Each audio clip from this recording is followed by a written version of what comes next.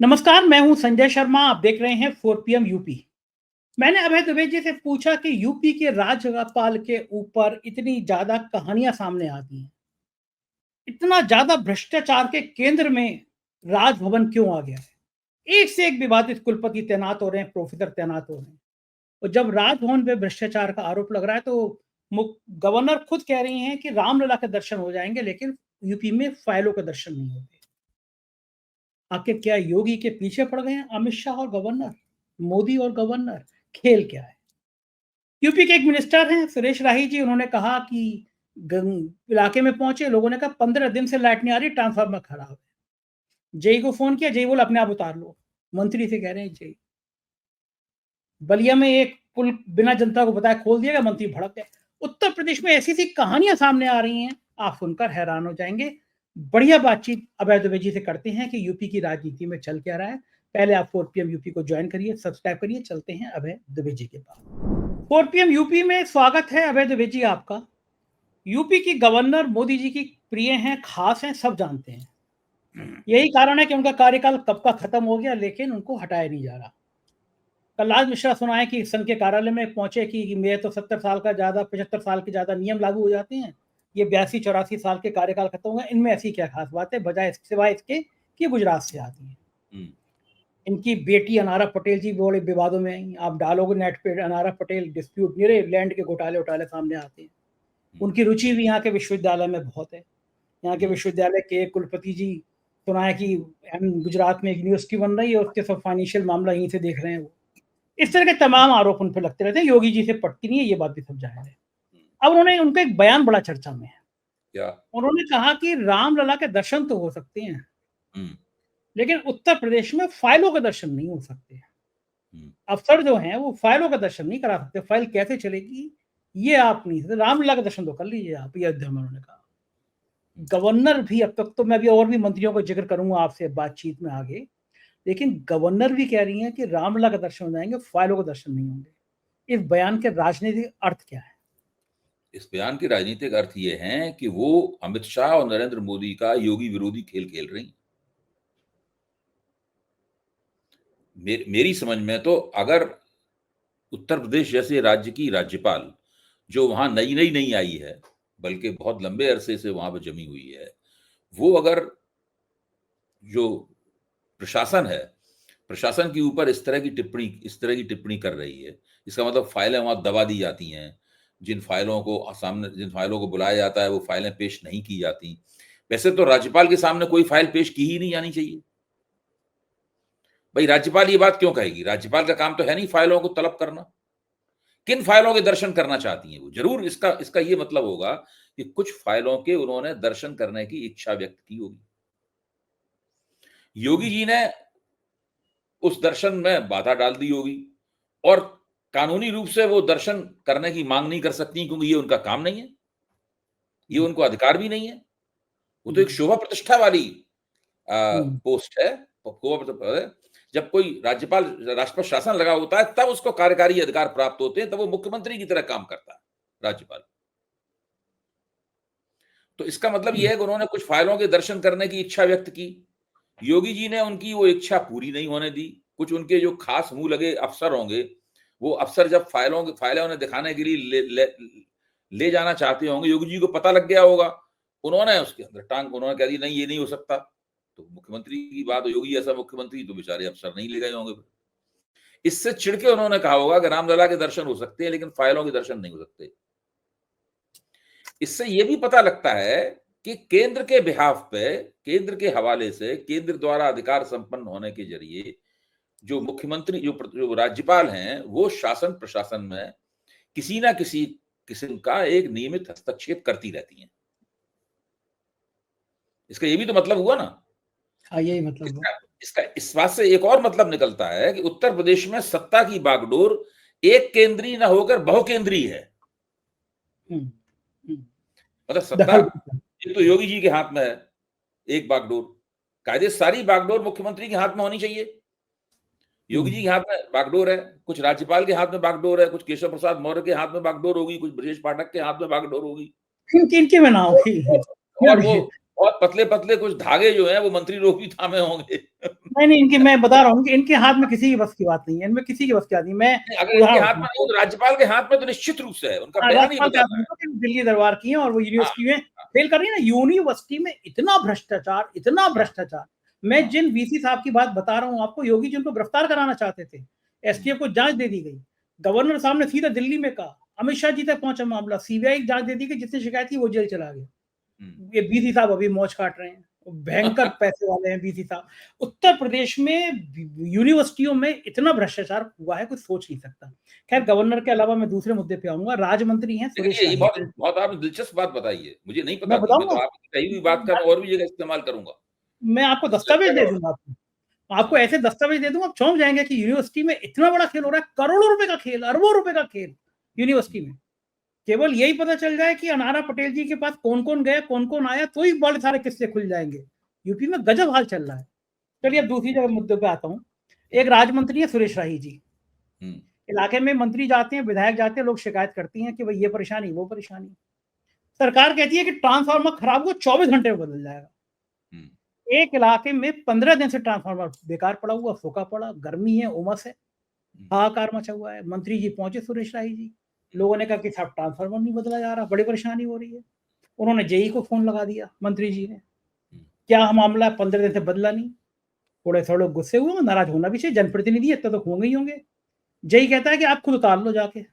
मंत्री जी को बड़ा बुरा लगा, मंत्री जी ने भी क्या किया, रस्सी ली और रस्सी लेके ट्रांसफार्मर उतारने बैठ गए, धरने पे बैठ गए वहां पे।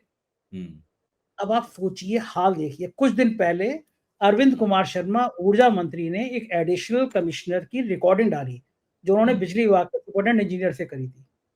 इंजीनियर साहब नशे में लग रहे थे और बेहद उन्होंने बदसलूकी करी एडिशनल कमिश्नर से। तो ऊर्जा मंत्री को खुद अपने विभाग के सुपरिटेंडेंट इंजीनियर का एक्स पे लिखना पड़ा, ट्वीट करना पड़ा। और अब वो एक मंत्री कह रहा है कि ट्रांसफार्मर फूका पड़ा है, तो जेई कह रहा है कि खुद उतार लो। वो मंत्री वहां धरने में बैठ गए।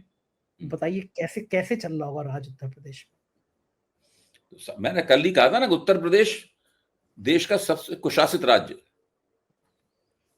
इससे ज्यादा कुशासन संभव ही नहीं है जो उत्तर प्रदेश में हो रहा है। और इस मामले में उसने उत्तर प्रदेश ने बिहार को पीछे छोड़ दिया है। तो नंबर 1 पे है उत्तर प्रदेश, नंबर 2 पे है बिहार। अब उसके दूसरा बाद और किस्सा दूसरे राज्य आते हैं। अब दूसरा किस्सा, आज मैं कई सारे किस्से बता रहा हूँ आपको, बहुत मजेदार मजेदार। बलिया में एक बसपा के इकलौते विधायक है पूरे प्रदेश में, उमाशंकर सिंह। हम्म, जीरो से शुरू की थी, अब 1000 करोड़ से ऊपर के मालिक है, ठेकेदारी करते हैं। हम्म, ठाकुर साहब है तो योगी आदित्यनाथ से रिश्ते बड़े बढ़िया है, बसपा के विधायक। और साहब सैकड़ों हजारों करोड़ के मालिक हैं वो बलिया में। और तरह तरह के आरोप भी उन पर लगते रहते हैं कि अभी भी पीडब्ल्यूडी डिपार्टमेंट में उन्हीं की चलती है, जो उसको ठेका पट्टा जो चाहते हैं वो चलते रहते हैं। अनिल कुमार सिंह दूसरे ठेकेदार हैं, वो भी बड़े हैं, जिन्होंने एक्सप्रेस बनाया, तो उनमें लड़ाई भी रहती है। अब बलिया का मामला है, एक पुल बना, अब पुल बिना जनता को बताए हुए खोल दिया गया। दयाशंकर सिंह परिवहन मंत्री हैं, उन्होंने सार्वजनिक रूप से अफसरों को फटकारा कि तुम्हारे दिमाग खराब हुए हैं, जनता को बिना बताए पुल कैसे खुल गया, मुझे पता है किसके इशारे पे खुल गया, हुआ शंकर सिंह के। अब दोनों ठाकुर साहब लड़ गए वहां पे। अब मंत्री को इलाके के अंदर, मंत्री को नहीं पता पुल खुल गया। इस मुद्दे का वीडियो भी वायरल हो रहा है। आप सोचिए कि स्थितियां कैसी खराब होती है। तीसरा किस्सा बताऊं मैं आपको। वही ऊर्जा मंत्री जो अपना झटका बिखेर बिखेर रहे हैं और कह रहे हैं कि उत्तर प्रदेश में बिजली के निजीकरण में मुझे तो कुछ पता ही नहीं, मैं तो किसी इंजीनियर का तबादला भी नहीं कर सकता। वो 24 घंटे पहले प्रधानमंत्री जी के संग अपना फोटो ट्वीट करते हैं, माननीय प्रधानमंत्री जी के ऑपरेशन सिंदूर के लिए बधाई दी और ये दियो। यानी वो मिनिस्टर प्राइम मिनिस्टर के संग बैठ के अपना फोटो डाल रहे हैं, चाय पी रहे हैं, लेकिन वो अपने सुपरिटेंडेंट इंजीनियर के खिलाफ ट्वीट कर पा रहे हैं। अच्छा अडवाणी के संजय जी, आपकी बात सुन के मेरे दिमाग में एक सवाल आया है। आप कहेंगे वो बड़े बचकाना सवाल मैं पूछता हूँ, लेकिन 4 पीएम के दर्शक भी इस पूरी चर्चा में भाग ले सकें, इसलिए वो सवाल पूछना जरूरी है। वो ये है कि एक मंत्री जो कि वरिष्ठ आईएएस अफसर रह चुका है, प्रधानमंत्री का निकटस्थ है, उनके साथ बैठकर चाय पीता है, और सब लोग जानते हैं कि प्रधानमंत्री ही उसे राजनीति में उनको स्थापित स्थापित किया है प्रधानमंत्री ने। वो साफ तौर पे पब्लिकली कह रहा है कि उसके पास एक इंजीनियर का, एक ओवरसीयर का, एक कर्मचारी का तबादला करने की क्षमता उसमें नहीं है। अच्छा, तो वो मंत्री क्यों बना हुआ है? क्या जरूरी है मंत्री बनने? क्या उसके पास पैसे की कमी है? तनख्वाह चाहिए उसको एक मंत्री की जो विधायक के तौर पे मिलती है, सदन के सदस्य के तौर पे? क्यों बना हुआ है मंत्री? क्या उसे एक उस बंगले की वजह से बना हुआ है जो बंगला उसे मिलता है, या शोफर ड्रिवन जो कार मिलती है, ड्राइवर वो समेत कार मिलती है, अर्दली मिलता है, उसकी वजह? मेरे ख्याल से इन सब वजहों से वो नहीं बने हुए हैं मंत्री। इसके पीछे सबसे भी आप पता लगाएंगे तो पता लगेगा कि कुछ और ही बात है इसकी वजह से इतना उनका अपमान हो रहा है, और उस अपमान को वो स्वीकार भी कर रहे हैं सबके सामने। फिर भी वो मंत्री बने हुए हैं। वो विरोध स्वरूप इस्तीफा दे दें तो योगी जी के लिए ही दिक्कत आएगी। जवाब देना पड़ेगा उनको, भाई उनके एक मंत्री ने तो बाकायदा कह के इस्तीफा देंगे, हम इस वजह से इस्तीफा दे रहे हैं। तो उससे, लेकिन लेकिन फिर भी मंत्री बने हुए हैं आप। इसका मतलब कहीं ना कहीं से तो फायदा मंत्री बनने में बहुत है। सबसे इंपॉर्टेंट विभाग ऊर्जा और नगर विकास, दोनों इंपॉर्टेंट विभाग, वही सबसे मैं कह रहा हूं, इंपॉर्टेंट। इसका मतलब है कि उनके मंत्री पद पे बैठे रहने में उनको जितना लाभ है, उनकी और भी अगर बेइज्जती की जाए तब भी नहीं छोड़ेंगे वो। ये आप सही कह रहे हैं। आपने कह दिया लोग और करने लगे, काम करना बंद कर देंगे लोग। हाँ, वो इसका मतलब ये है कि ये सारी जो पॉलिटिक्स काट फांस चल रही है, ये भले ही चलती रहे, ना योगी जी मुख्यमंत्री पद छोड़ेंगे, ना अरविंद जी मंत्री पद छोड़ेंगे। दोनों में से कोई पद नहीं छोड़ेगा, और ना राज्यपाल महोदय अपना राज्यपाल पद छोड़ेंगी। सब ऐसे ही चलता रहेगा, जूते में दाल अब इसी बत्ती तरह रहेगी। चलता रहेगा। ये तीनों मिलके जो है उत्तर प्रदेश का दुर्भाग्य है। बिल्कुल सही कह रहे हैं। उधर उधर एक और घटना हुई, स्वामी प्रसाद मौर्य को एक व्यक्ति ने थप्पड़ मार दिया, करणी सेना का बताया जा रहा है, और कह रहा था कि स्वामी प्रसाद मौर्य ब्राह्मणों को बड़ी गाली देते हैं। पहले रामजी लाल सुमन के खिलाफ करणी सेना ने बड़ा आंदोलन किया, दलितों में नाराजगी हुई। आज स्वामी प्रसाद मौर्य के थप्पड़ मार दिए गए। बता रहे हैं, कंफर्म नहीं लेकिन वो की करणी सेना के, कह रहे ब्राह्मणों को गाली देते हैं। ये जो पिछड़ों और दलितों पे ये जो रामजी लाल सुमन की गाड़ी पर जलते हुए टायर फेंकना, स्वामी प्रसाद मौर्य के थप्पड़ मारना, पिछड़ों दलितों में क्या संदेश आ रहा होगा इसका? भाई देखिए, करणी सेना का उत्तर प्रदेश की राजनीति में जो हस्तक्षेप है वो लगातार बढ़ता जा रहा है। करणी सेना मुख्य तौर पर उत्तर प्रदेश की संस्था कभी नहीं रही, हम लोग जानते हैं। न वो उत्तर प्रदेश में बनी करणी सेना, वो जिन लोगों ने बनी, जब पद्मावत वाला वो आया था मामला, करणी देवी का मंदिर भी उत्तर प्रदेश में नहीं है। जो करणी माता का मंदिर है उत्तर प्रदेश में ना, तो राजस्थान में मंदिर है करणी माता का मंदिर, मैं गया हूं उसमें। तो मैं ही बता रहा हूं कि वो वहां से उस सेना का और सेना को जो है वो इंपोर्ट किया गया है। और अगर कोई और मुख्यमंत्री होता तो इसके ऊपर टैरिफ लगा देता इसके ऊपर। लेकिन यहाँ पे वो टैरिफ लगाया नहीं गया उसके ऊपर, वो बहुत आसानी के साथ में उसको इंपोर्ट कर लिया गया उसको। और वो उत्तर प्रदेश की राजनीति में जो योगी जी की जाति का झंडा बुलंद करते हुए इधर उधर घूम रही है। इसका सबसे बुरा असर तो इस बात पे पड़ रहा है, इसका सबसे बुरा असर तो इस बात पे पड़ रहा है कि बड़ी मुश्किल से एक जमाने में भारतीय जनता पार्टी और संघ के रणनीतिकारों ने मिलकर एक सोशल कोलिशन, एक सामाजिक गठजोड़ बनाया था, जिसको हिंदू राजनीतिक एकता का मैं नाम देता हूं, वो लोग तो कुछ और नाम देते होंगे। तो वो हिंदू राजनीतिक एकता जो है इस वक्त कितने तनावों की शिकार होगी पता नहीं, अभी है भी कि नहीं है, या भंग हो गई है, क्या है, इस सब की जांच करने की जरूरत है। इसका जो नुकसान हो रहा है, इस नुकसान सबको दिख रहा है होते हुए नुकसान। सब लोग करणी सेना को भी चलने दे रहे हैं, अरविंद शर्मा को भी चलने दे रहे हैं, राज्यपाल महोदया को भी चलने दे रहे हैं। अब करणी सेना क्या है? नॉन स्टेट एक्टर है। सही बात है। ये गैर संवैधानिक हस्तियां हैं, गैर संवैधानिक अभिनेता हैं ये लोग। बिल्कुल सही बात है। हाँ, तो सब जो चलने दे रहे हैं। सब कुछ अपने हाथ में लिए हुए हैं। कोई जाता है वो ढाबे वालों की पैंट उतरवाने लगता है, करणी सेना चाटा मार देती है। उस आदमी चाटा मार देती है जो पूर्व मंत्री है और महत्वपूर्ण कमजोर वर्ग का महत्वपूर्ण नेता है। ये तो हालत है इस देश के सबसे बड़े प्रदेश में। मुझे सबसे ज्यादा तरस उन भक्तों पे आ रहा है जिन्होंने ट्रंप के जीतने पर खुशियां मनाई थी, हवन किए थे, ट्रंप जी की फोटो लगा के पूजा अर्चना करी थी कि अब तो ट्रंप आ गए हैं, मतलब अब भारत की बम बम हो जाएगी। और ट्रंप चचा ने 24 घंटे पहले कहा था कि भारत में डबल टैक्स लगाऊंगा, और घोषणा कर दी कि साहब 25% एक्सेस टैक्स लग गया और 50% टोटल टैक्स। रशिया से तेल लोगे तो हम टैक्स लगा देंगे। कांग्रेस ने कहा है कि अडानी जी की जांच चल रही है, इसलिए मोदी जी हिम्मत नहीं कर रहे हैं अडानी जी की वजह से मोदी ट्रंप का नाम लेने का। लेकिन अगर ये 50% भारत पर टैक्स लग गया, लगता है क्या लग गया, तो इसके तो बहुत ज़्यादा परिणाम खराब होंगे भारत के लिए, क्योंकि वैसे भी जो इन दिनों में आप देख रहे होंगे, चाहे उद्योग धंधों की बात हो, नौकरियों की बात हो, टीसीएस जैसी कंपनी ने 12,000 लोगों को निकाल दिया। ये 50% टैक्स क्या भारत की अर्थव्यवस्था के लिए तबाही लेकर आएगा? जाहिर है कि शेयर मार्केट तो तबाह हो ही रहा है, बाकी बाजार भी अब चौपट हो जाएंगे। क्या लगता है? देखिए, मैंने कल भी कहा था 4 पीएम के मंच पर कि भारत की अर्थव्यवस्था का जो मुख्य मोड़ है, मतलब वो निर्यात है। ये इस अर्थव्यवस्था को निर्यातोन्मुख विकास वाली अर्थव्यवस्था कहा जाता है, एक्सपोर्ट लेड ग्रोथ कहा जाता है इसको, है? ये 90 के दशक और सब लोगों ने इसे माना है।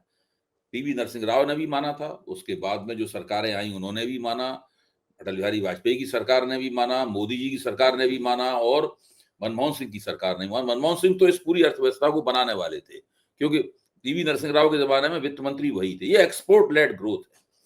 सारी आमदनी इस अर्थव्यवस्था की, इसकी बहबूदी, इसकी प्रगति, इसकी प्रतिष्ठा, इसका भविष्य सब निर्यात से होने वाली आमदनी पर निर्भर है। इसलिए मैं ये बात कह रहा हूं। अब ट्रंप ने अमेरिका को जो भारत निर्यात करता है उसके ऊपर 50%, 25-25% की 2 किश्तों में आयात शुल्क लगा दिया है। उनकी लिए आयात शुल्क है ये, उसको टैरिफ कहा जाता है, लेकिन उसके लिए आयात शुल्क है ये। इसका क्या मतलब हुआ? अगर 100 रुपए का माल भारत के निर्यातक अमेरिका भेजेंगे, तो अभी वो जिस दाम पे मिलता था अमेरिकियों को, बेचा जाता था बाजार में, उसमें 50 रुपए की वृद्धि और हो जाएगी। यानी एक झटके में वो 100 रुपए का माल 150 रुपए का हो जाएगा। मैं मोटे तौर पे ये कह रहा हूं। इसका सीधा मतलब है कि अमेरिकी उपभोक्ता उस माल को नहीं खरीदेंगे। कल तक जो माल 100 रुपए का मिल रहा था, वो 2 दिन के अंदर उस माल को 150 रुपए का क्यों खरीदेंगे? जब वो 150 रुपए का वो माल नहीं खरीदेंगे, तो जो अमेरिकी आयातक हैं, जो अमेरिकी इंपोर्टर्स हैं, वो भारत से माल मंगाना या तो बहुत कम कर देंगे या बंद कर देंगे। थोड़े दिनों तक कुछ डिस्ट्रप्शन रहेगा, कुछ गड़बड़ झाला रहेगा वहां पे बाजार में। अमेरिका बहुत शक्तिशाली देश है। अमेरिकी उपभोक्ता, उसके बाद महंगा माल खरीदने की भी क्षमता है। तो लेकिन तब तक वहां अमेरिकी जो इंपोर्टर्स हैं, आयातक हैं, वो कोई जुगाड़ करके किसी और दूसरे देश से वो माल मंगाने लगेंगे। उसका ज्यादा बड़ा हिस्सा दूसरे देश से आने लगेगा। यानी भारत का पत्ता साफ हो जाएगा। भारत में इसका क्या असर पड़ेगा?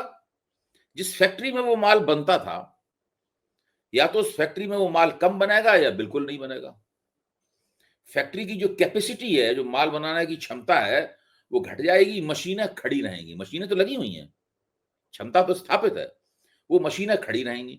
मशीनें खड़ी रहेंगी तो मजदूरों को ले ऑफ किया जाएगा, कर्मचारियों को ले ऑफ किया जाएगा, उनको निकाला जाएगा, उनको हटाया जाएगा। तो टीसीएस ने, टाटा कंसल्टेंसी सर्विस ने, जो 12,000 कर्मचारियों को निकालने की घोषणा की है, उस घोषणा के पीछे उन्होंने तर्क ये दिया है कि ये एआई की वजह से वो कर रहे हैं, आर्टिफिशियल इंटेलिजेंस की वजह से कर रहे हैं। यानी पहले से ही भारत के बाजार के ऊपर आर्टिफिशियल इंटेलिजेंस जैसी चीजें आफत की तरह हैं। रोजगार के ऊपर वो आफत की तरह आई हुई हैं। उस स्थिति में जब ट्रंप टैरिफ लगाएंगे, तो उस टैरिफ पे भारत की फैक्ट्रियों के ऊपर, उत्पादन क्षमता के ऊपर, भारत की मैन्युफैक्चरिंग क्षमता होते हुए भी नहीं बना पाएंगे आप, क्योंकि उसके बिकने का जो मार्केट था, वो मार्केट डिस्टॉर्ट हो गया, विकृत हो गया है मार्केट टैरिफ की वजह से। इससे भारत में क्या होगा? भारत में उत्पादन, औद्योगिक उत्पादन घटेगा। औद्योगिक उत्पादन घटने से रोजगार कम होंगे। यहां तक कि उन फैक्ट्रियों के जो मालिक हैं, उनकी आमदनी भी घटेगी। जब उनकी आमदनी घटेगी तो वो कुछ और तरीका निकालेंगे दूसरे काम करने का। उसमें कुछ हो सकता है बोरिया बिस्तर लेके विदेश चले जाएं। भाई, भारत सरकार अमेरिका के साथ में ये समस्या हल करने में नाकाम है, ट्रंप के साथ में। मोदी जी इतना दोस्त होने का दम भरते हैं, ट्रंप हमारे दोस्त हैं, ट्रंप भी ये भी कहते जाते हैं कि मोदी जी हमारे दोस्त हैं, और टैरिफ भी ठोकते जाते हैं साथ में। ये जरूर कह देते हैं हालांकि मोदी हमारे दोस्त हैं, लेकिन टैरिफ भी ठोक देते हैं। इस बार पता नहीं 25% में ही कहा कि नहीं कहा। पहले वाले 25% लगाए थे, तब कहा था मोदी जी हमारे दोस्त हैं। तो ये जो स्थिति है, ये भारतीय अर्थव्यवस्था के लिए बहुत ही नुकसानदेह है। इसके गहरे और दूरगामी प्रभाव होंगे। अच्छा, अब जो सरकार के गाल बजाने वाले अर्थशास्त्री हैं, सरकार के गाल बजाने वाले समीक्षक हैं और पत्रकार हैं, वो ये कहते हैं कि अब भारत आत्मनिर्भर हो जाएगा। अच्छा, भारत आत्मनिर्भर तो भविष्य में होगा ना जाकर, वो भविष्य ऐसा भी नहीं है 1 साल बाद भविष्य आ जाएगा, वो दूरगामी भविष्य है। अगर भारत आज से बिल्कुल विधि पूर्वक अच्छी तरीके से निवेश करके टेक्नोलॉजी डेवलपमेंट करके कोशिश करे तो 20-25 साल लगेंगे आत्मनिर्भर होने में, 30-40 साल लगेंगे आत्मनिर्भर होने में। मोदी जी को तो 2089 में वोट मांगना है लोगों का, वो तो इसी पीढ़ी से वोट मांगेंगे जो ट्रम्प के टैरिफ की पिटाई, ट्रम्प के टैरिफ से पिट रही है।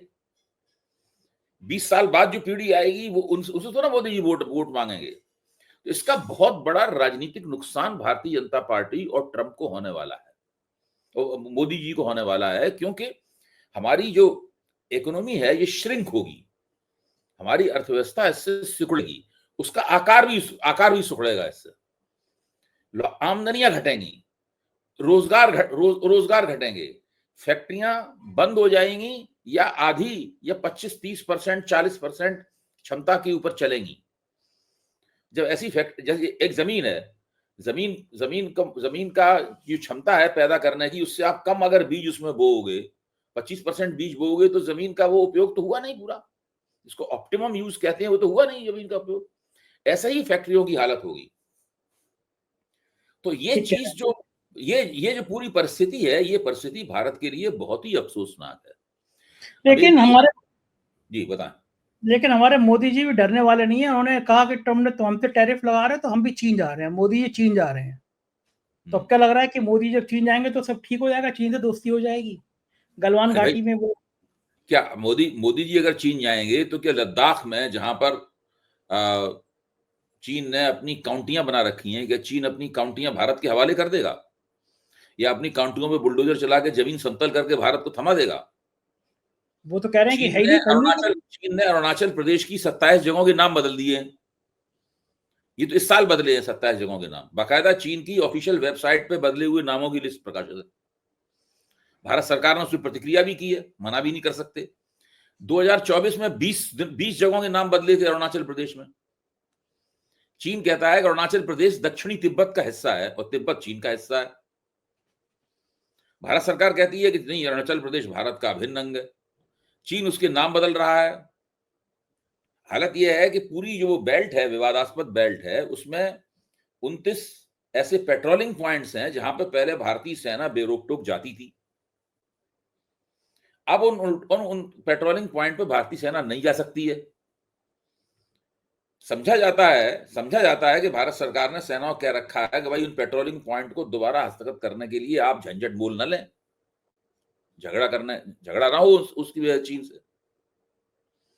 अच्छा, मोदी जी क्यों जा रहे हैं वहां पे? मैंने कल ही कही थी, परसों भी 1-2 दिन से लगातार मैं इस बात को कह रहा हूं, क्योंकि मुझे पता था कि ये होने वाला है। क्योंकि ट्रंप तो निचोड़ेंगे, तो कहीं ना कहीं तो आदमी जाएगा ही दौड़ के।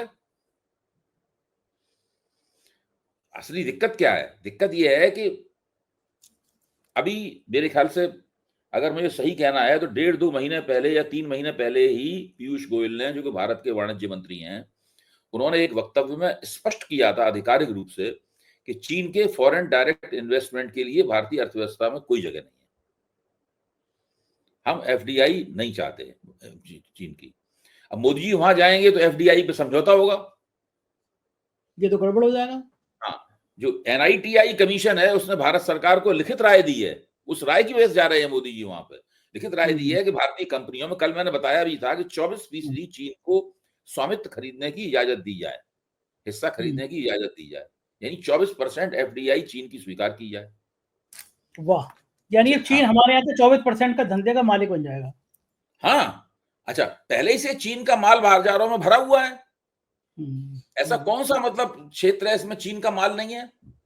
बड़ा दुर्भाग्य है ये, और पता नहीं राजनीति कहाँ चली जाएगी। बहुत बहुत शुक्रिया अभय जी, मुझसे इतनी बातचीत करने के लिए। Thank you. ये थे अभय दुबे जी। पूरी बातचीत आपने सुनी, मुझको यकीन है ये बातचीत आपको पसंद आई होगी। आपकी राय का मुझे इंतजार रहेगा, करिएगा जरूर, कमेंट करिएगा। Thank you.